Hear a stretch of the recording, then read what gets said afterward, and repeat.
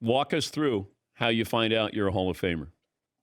Yeah, because of COVID, the last two, in that past, they used to vote on Saturday before the Super Bowl, and then you'd find out Saturday night at the honor show. The last 2 years, because of the pandemic, they voted virtually. This year, they did it on the 18th, and I had no idea when I'd find out. And my wife found out on the 19th. The Hall of Fame called her and said, "Hey, your husband's made the Hall of Fame," and she didn't tell me because they wanted to set up this. Oh, did not tell me. They wanted to set up this big surprise knock, and so on the 27th. I'm sitting around waiting. I haven't heard anything. Nobody's talking. And I'm at a buddy's house, one of my good friends, and they're talking. They set up this whole ruse to get me there, first of all. And then there's a knock on the door. And he goes, "Hey, can you go get that for me? I got to do something." And I said, "Sure, I'll go get it." So I walk downstairs. I open up the door, and there's Anthony Munoz in his gold jacket with NFL Network and Hall of Fame and all my family behind them.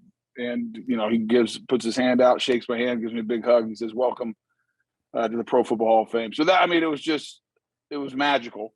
But then I couldn't say anything for 2 weeks. Like, we were sworn to silence. And so, there's moments like you forget. I don't say you forget about it, but I'm like, can they call me and take this back? I mean, it's not, nothing's out there officially yet.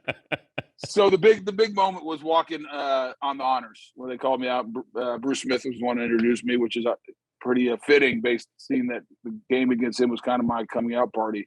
That's when it was like, okay, they're never taking this away now. What kind of emotions?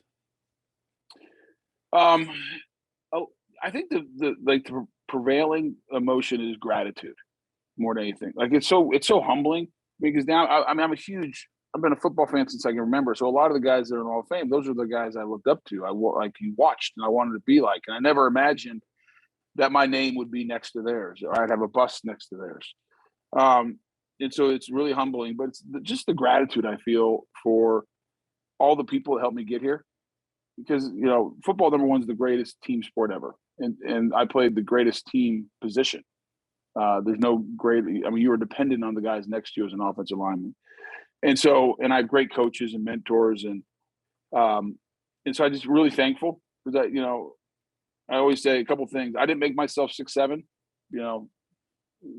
That was the gift of God, who said, "I'm going to make you big and give you good feet."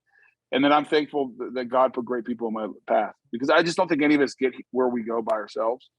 And I had some really great people. And then the one, it wasn't a bad thing, but there was a sad moment. My dad passed away in 2021.